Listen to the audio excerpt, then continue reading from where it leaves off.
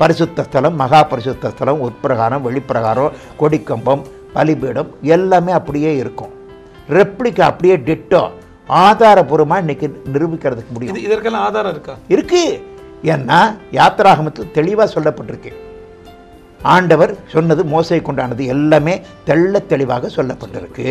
அதனுடைய அப்படியே ரெப்ளிகாவைத்தான் இன்னைக்கு இருக்குது அப்படிங்கிறத தெள்ள தெளிவாக நீங்களே பார்த்துக்கலாம். பலிபீடங்கள் இருக்கும். பலிபீடத்தில் ஏன் இன்னைக்கு அவங்க பலி கொடுக்கறதில்லை அப்படின்னு கேட்டு பாருங்க. எல்லா சைவ கோயில்கள், வைணவ கோயில்கள்லையும் பலிபீடங்கள் இருக்கும். ஏன் பலி கொடுக்கறதில்லை அப்படின்னு கேளுங்க. இயேசு கிறிஸ்து தன்னைத்தானே பலியாக கொடுத்து பலியை நிறைவேற்றி விட்டார் அப்படின்னு காட்டணும். அப்படிங்கிறதுக்கு அதை இயேசு கிறிஸ்து இதை சைவம் வைணவம் ஏற்றுக்கொண்டு இருக்கிறது. அதனாலதான் அங்க பலி கொடுக்கறது இல்லை. இதுதான் அங்க தாத்பரியம். இப்படி எல்லாமே பிதா, குமாரன், பரிசுத்தாவி மூன்றுவரும் ஒன்றாக இருக்கிறார்கள் அப்படின்னு காட்டணுங்கிறதுக்காக இங்க சிவன், சக்தி, முருகன் ஒன்றாக இருக்கிறாங்க அப்படின்னு சோமாஸ்கந்தரா காட்டுறாங்க. பிதாவும் பரிசுத்தாவியாரும் ஒன்றாக இருக்காங்க அப்படின்னு காட்டணும். அப்படிங்கிறதுக்காக இங்க சிவனும் சக்தியும் ஒன்றாக இருக்காங்கன்னு அர்த்தநாரீஸ்வரராக காட்டுறாங்க. வைணவர்கள் இப்படி காட்டுறாங்க. சிவனும் விஷ்ணுவும் ஒன்றா இருக்கிறாங்க அப்படின்ட்டு ஹரிஹரனா காட்டுறாங்க. எல்லாமே சிம்பாலிக், நிழல், உருவகம், சூலாயுதம். இயேசு கிறிஸ்து சிலுவையில் தொங்கினதை தான் இவங்க சூலாயுதமாக காட்டுறாங்க. அத்தனையுமே 50க்கு மேற்பட்ட பாயிண்ட்களை வச்சு எடுத்து சைவமும் வைணவமும் கிறிஸ்தவமே அப்படின்ட்டு ஒரு நூலே எழுதியிருக்கிறேன். சைவம், வைணவம், கிறிஸ்தவம் அப்படின்ட்டு ஒரு நூலே நான் எழுதியிருக்கிறேன். 50க்கு மேற்பட்ட பாயிண்ட்களோட ஆதாரத்தோட 50 பாயிண்ட்டுகள் எல்லாமே தெள்ள தெளிவாக ஆதாரத்தோடு எழுதியிருக்கேன். ஒருத்தர் மறுத்து சொல்றதுக்கு முடியாது. சரி, இதெல்லாம் ஏன் செஞ்சாங்க? எல்லாம் உருவகம், எல்லாத்தையும் உருவகப்படுத்தினாங்க. ஆனா ஆண்டவர் இறந்ததை உருவகப்படுத்துறதுக்கு முடியல. வேதங்கள், இந்து மத வேதங்கள், புராணங்கள்ல எல்லாத்தையுமே அவங்க சொல்லி இருக்கிறாங்க. பாரதியார் பாடியிருக்காரு, எல்லாருமே பாடியிருக்கிறாங்க. முத்தி முதற்கொடிக்கே மோக கொடி படர்ந்தது, அத்தி பழுத்தது என உந்தி பெற அப்பளம் உண்ணாதே உந்தி பெற. முக்தி நிலையாகிய இன்ப நிலையில் இருக்க வேண்டி படைக்கப்பட்ட முதல் கொடியில், அதாவது ஆதாமில், மோகமாகிய பாவக்கொடி படர்ந்தது. எப்போது என்றால் உண்ணாதே என்று கூறப்பட்ட பழத்தை அவன் உண்ட போது. திருவந்தியார் சொல்றார். இறைவன் மனுக்குலத்தை பாவத்திலிருந்து மீட்பதற்காக அவதாரம் எடுக்க வேண்டி வந்தது அப்படிங்கிறத நம்மாழ்வார் திருவருத்தம் சொல்லுது பாருங்க. பொய் நின்ற ஞானமும் பொல்லா ஒழுக்கும் அழுக்குடம்பும் இன்னின்ற யோனியுமாய் பிறந்தாய் இமையோர் தலைவா. கரைபட்ட ஞானமும் தவறான ஒழுக்கமும் அழுக்கு பாவம் நிறைந்த உடம்பும் நம்மை ஆட்கொள்ளாமல் நமக்கு நல்லதொரு வாழ்வை தருவதற்காக இறைவன் ஒரு ஸ்திரீயில் பிறந்தார் அப்படின்னு சொல்லிட்டு நம்மாழ்வார் பாடுறார். உமாபதி சிவாச்சாரியார் பாடுறார் பாருங்க, போற்றி பகரோடையில. இறைவா இன்பத்து எமை இருத்த வேண்டி பிறவா முதல்வன் பிறந்தான் அப்படின்னு அவர் பாடுகிறார். நீங்காத இன்பத்தில் நாம இருக்கணும் அப்படிங்கிறதுக்காக பிறவா முதல்வனாகிய இறைவன் பிறந்தார் அப்படின்னு சொல்லப்பட்டிருக்கு. 4000 திவ்ய பிரபந்தமும் இதுதான் சொல்லுது. அவன் கண்டாய் நன்னஞ்சே ஆறருளும் கேடும், அவன் கண்டாய் ஐம்புலனாய் நின்றான் அவன் கண்டாய். மாசே இல்லாத கடவுள் மாசுள்ள மனிதனின் பாவத்தை அறுத்து மீட்பதற்காக ஐம்புலன்களையும் உடைய மனிதனாக ஆனார் அப்படின்னு சொல்லப்பட்டிருக்கு. அவர் நமக்காக பலியானார் அப்படிங்கிறத அப்பர் பெருமான் அப்பர் தேவாரத்தில் பாடுறார் பாருங்க. ஆவியாய் அவியுமாகி அருக்கமாகி பெருக்கமாகி பாவியர் பாவம் தீர்க்கும் பரமனாய் பிரம்மனாகி. பாவியர் பாவத்தை போக்குவதற்காக இறைவன் பலியானார் அப்படின்ட்டு பாட்டு பாடுறாங்க. இதை ஒரு சைவ பாடல் சொல்லப்பட்டிருக்கு. குறுவடுவாகி குவலயம் தன்னில் திருவடி வைத்து திறம் இது பொருள் என வாடா வகைதான் மகிழ்ந்து எனக்கு அருளி கோடு ஆயுதத்தால் கொடுவினை களைந்தே. கோடு ஆயுதத்தால், அதாவது மரக்கொம்பால் ஆன ஒரு ஆயுதத்தால், அதாவது சிலுவையால் கொடிய பாவ வினையை தீர்த்தார் அப்படின்னு சொல்லப்பட்டிருக்கு. திருக்குறள்ல இருக்கக்கூடியதுக்கு ஒரே ஒரு திருக்குறள் உங்களுக்கு எக்ஸாம்பிளா சொல்ல வர்றேன் பாருங்க. பொறிவாயில் ஐந்தவித்தான் பொய்தீர் ஒழுக்க நெறி நின்றார் நீடு வாழ்வார். பொறியாகிய கருவியில், அதாவது சிலுவையில் தன் புலன்களை அவித்தவனாகிய பலியாக்கியவனாகிய இறைவன் இயேசு காட்டிய வழியில் நிற்பவன் நீடு வாழ்வு நித்திய ஜீவனை பெற்றுக்கொள்வான். இப்படி எல்லாமே ஆதாரபூர்வமா சிம்பாலிக்கா அகத்தியர் பாடியிருக்கார் பாருங்க. வணங்குவாய் ஜெகஜோதி ஒருவனாகி மாநிலத்தை ஒரு நொடியில் வகுத்தே மண்ணில் குணமான மனிதரையும் படைத்த பின்பு குவலயத்தில் தான் உதித்து குருவாக வந்து சனமான சமுசாரம் ஒன்றுமில்லாமல் சன்னியாசி போலிருந்து தவத்தை காட்டி அன்பான சித்தர்களை இருத்தி போட்டு அகண்ட தவம் சென்றவரை அண்டுவாயே. இப்படி எல்லாமே இந்து மதத்தில் சொல்லப்பட்டிருக்கிறது அத்தனையுமே இயேசு கிறிஸ்துவ குறித்து தான். இப்போ பகவத்கீதையில் சாதாரண வசனத்தில் சாந்தோக்கிய உபனிஷத்தில் நானே பலியாக இருக்கிறேன் அப்படின்னு சொல்லி சொல்லப்பட்டிருக்கு. அஸ்வமேத யஜ்ஞம் பிரம்மசூத்திரத்தில் சொல்லப்பட்டிருக்கு, நானே பலியாக இருக்கிறேன். நானே பலியாக இருக்கிறேன்னு கீதையில் கண்ணன் வேற சொல்றார். புருஷா பலியாக இருக்கிறார் அப்படின்ட்டு சாந்தோக்கிய உபனிஷத்து சொல்லுது. பிரஜாபதி பலியாக இருக்கிறார் அப்படின்னு சதமத பிரமாணம் சொல்லுது. இனி ஈண்டு தேகத்துடன் நானே பலியாக இருக்கிறேன் அப்படின்னு சொல்லிட்டு பகவத்கீதையில சொல்லப்பட்டிருக்கு. இப்படி எல்லாமே எல்லாத்தையும் உருவகப்படுத்தினாங்க. சிவனை, முருகனை, பிள்ளையார, ஐயப்பனை, ஓம் சக்தியை, இப்படி விஷ்ணு, பிரம்மா அத்தனை உருவாக்குனாங்க ரெப்ளிகாவா அப்படியே. ஆனா இயேசு கிறிஸ்து கல்வாரி சிலுவையில் மரித்ததை அவங்களால உருவகப்படுத்த முடியல. நானே பலியாக இருக்கிறேன், அஸ்வமேத யஜ்ஞம், பிரஜாபதி பலியாக இருக்கிறார் அப்படின்னு சொல்லப்பட்டிருக்க ஒழிய எந்த தெய்வம் பலியாயிருக்கு? சிவன் பலியாயிருக்கிறாரா? விஷ்ணு பலியாயிருக்கிறாரா? முருகன் பலியாயிருக்கிறாரா? யாரு பலியாயிருக்கிறா? வெறும் வார்த்தையினால நான் பலியாக இருக்கிறேன்னு தான் சொல்லப்பட்டிருக்க ஒழிய யாரும் பலியாகல. இதுதான் உருவகம். சரி, இதை ஏன் செஞ்சாங்க? நம்முடைய முன்னோர்கள், மூதாதையர்கள் எல்லாத்தையும் ஞானத்தோடு தான் செயல்பட்டிருக்காங்க.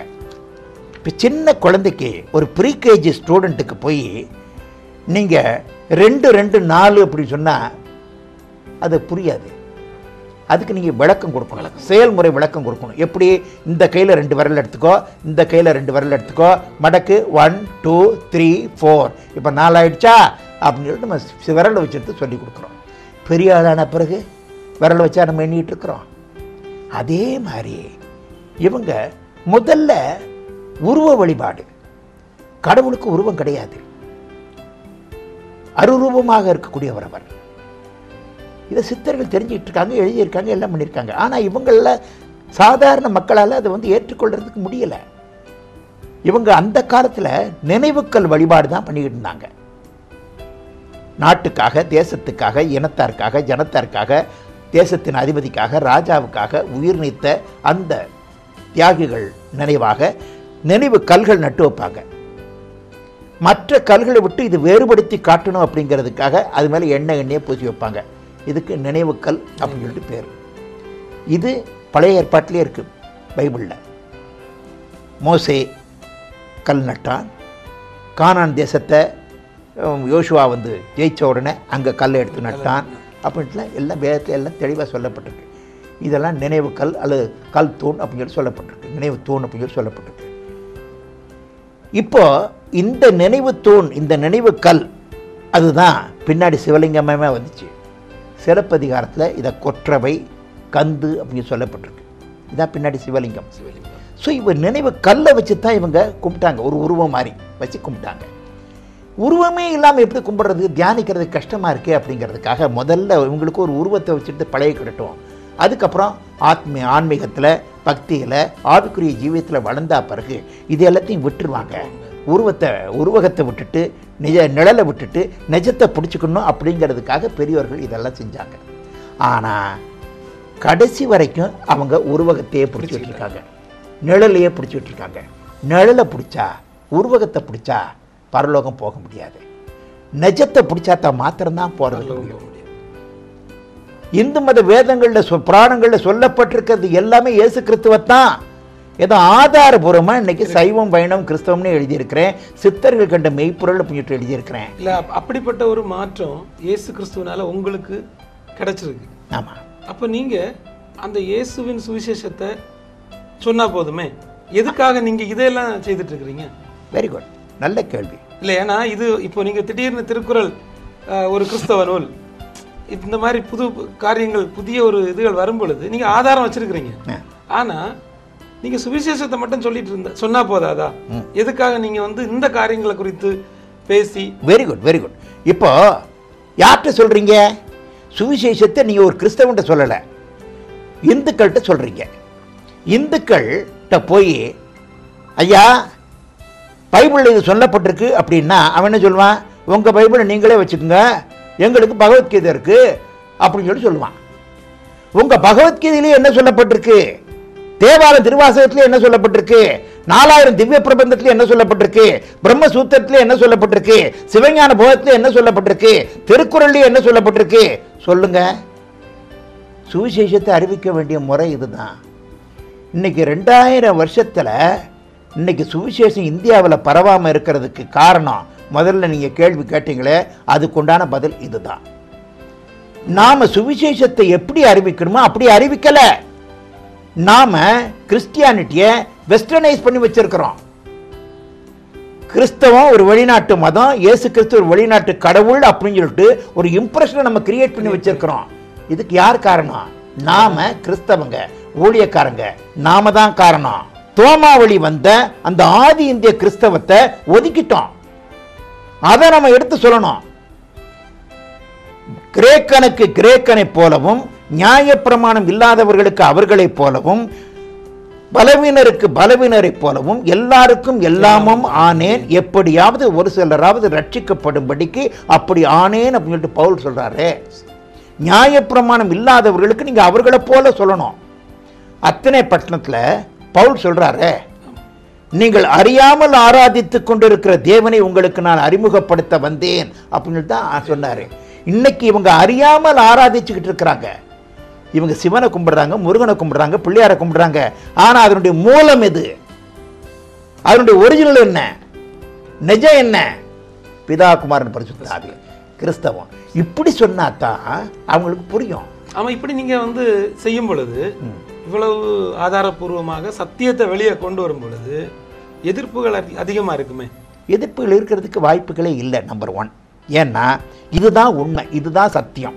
அவங்களுடைய குருடாக்கப்பட்டிருக்கக்கூடிய மனக்கண்கள் நம்ம ஃபர்ஸ்ட் திருத்தணும். அவங்களுக்கு இதுவரைக்கும் தெரியாம ஆராய்ச்சிட்டு இருக்கிறாங்க. அறியாமல் ஆராதித்துக் கொண்டிருக்கிற தேவனை அறிமுகப்படுத்தும். அவங்களுக்கு இது ஏன் விபூதி பூசுறோம், ஏன் குங்குமம் வைக்கிறோம், ஏன் சந்தனம் வைக்கிறோம், ஏன் நாமம் போடுறோம், ஏன் சென்ட்ரக்கோடு சிகப்பில் இது பண்ணுறோம், ஏன் காவடி தூக்குறோம், ஏன் பிள்ளையார கொண்டு தண்ணியில் கரைக்கிறோம், இதெல்லாம் உங்களுக்கு தெரியுமா? தெரியாது. அதனுடைய தாத்பரியம் எல்லாமே இதில் தான் இருக்கு. இதைத்தான் நீங்கள் ஃபாலோ பண்ணிட்டு இருக்கிறீங்க அப்படின்னு நம்ம சொன்னோம் அப்படின்னா, இதனுடைய உருவகம் ஒரிஜினல் இது, இதனுடைய நிழல் இது அப்படின்னு நீங்கள் சொன்னீங்கன்னா கண்டிப்பாக ஏற்றுப்பாங்க. இதில் ஏற்றுக்கல.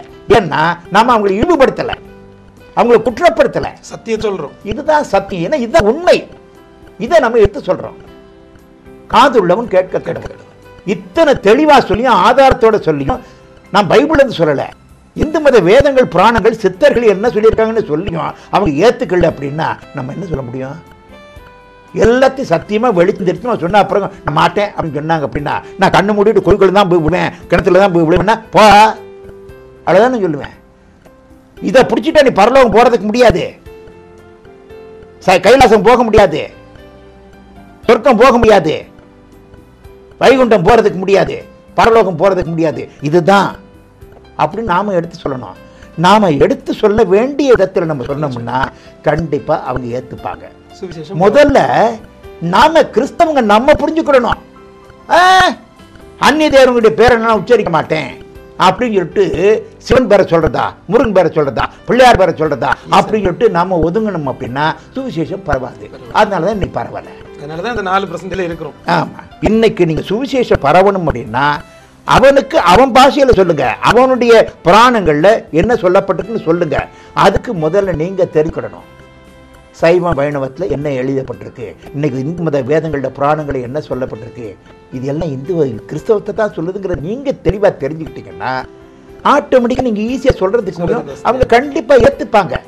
நான் ஏர்ஃபோர்ஸ்ல இருக்கிற சமயத்தில் 35 வருஷங்களுக்கு முன்னாடி சண்டிகார்ல ஒரு மிகப்பெரிய முருகன் கோவில் கட்டினேன். ஆமா, கட்டப்படுவதற்கு மூல காரணமாக இருந்தேன். அப்போ என்னோட தோளோடு தோள் என்று அந்த கோயில் கட்டுமான பணிகளில் உதவி செய்த ஒரு பிராமண சகோதரர்கிட்ட யாரோ சொல்லியிருக்கிறாங்க, தாயப்பன் இயேசு கிறிஸ்துவை ஏற்றுக்கொண்டு அவர் கிறிஸ்தவராக மாறிட்டார்.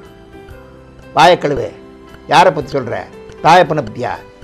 இல்லை, உங்களை விட எல்லாம் அவரை பற்றி எனக்கு நல்லா தெரியும், ரொம்ப நாளாக பழகிட்டு இருக்கேன். அவராது இயேசு கிறிஸ்துவை ஏற்றுக்கிறதாவது, இயேசு கிறிஸ்துவின் பேரை கட்டால உடம்புல புள்ள பூச்சி ஓடுற மாதிரி நெளிவார், அவராது ஏற்றுக்கிறதா சான்ஸே இல்லை அப்படின்னு சொன்ன உடனே இந்த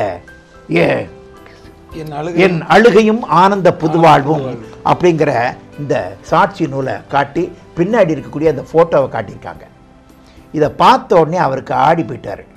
அதை பார்த்துட்டு உடனே அவர் அங்கேயே அந்த உட்காந்து இந்த ஃபுல்லாக அந்த புக்கை ஒரு தடவை படித்து பார்த்துருக்காரு. படித்து பார்த்த உடனே அவருக்கு நம்ப முடியல, நம்பாமல் இருக்கிறதுக்கு முடியல. 2 மாதத்துக்கு முன்னாடி மெட்ராஸுக்கு வந்தவர் எனக்கு ஃபோன் பண்ணி, ஐயா நான் உங்களை பார்க்கணும், வாங்க அப்படின்னு பேசிக்கிட்டு இருக்க சமயத்தில் சொன்னார், உங்கள் சாட்சி புத்தகம் என் அழுகையும் ஆனந்த புதுவாழ்வுன்னு எடுத்து படித்தேன், கீழே வைக்க முடியல, உங்கள் எழுத்து நட அப்படி அவ்வளோ அப்பிரமாதமாக இருந்தது, கண்ணில் தாரதாரே எனக்கு கண்ணீர் வந்துருச்சு. ஆனால் நீங்கள் சொல்கிறீங்களே இயேசு கிறிஸ்து ஒருத்தர் தான் தெய்வம், அங்கே தான் கொஞ்சம் இடிக்குது அப்படின்னாரு. அதை கொஞ்சம் நீங்கள் எக்ஸ்பிளைன் பண்ணணும் அப்படின்னாரு. வெரி வெல், நான் எக்ஸ்பிளைன் பண்ணுறேன். அது என்கிட்ட கேட்டதை குறித்து ரொம்ப சந்தோஷம் அப்படின்னு சொல்லிட்டு நான் சொன்னேன். இந்து மத வேதங்கள் புராணங்கள் எல்லாத்துலேயுமே ஒரு தெய்வத்துக்கு இருக்க வேண்டிய தெய்வ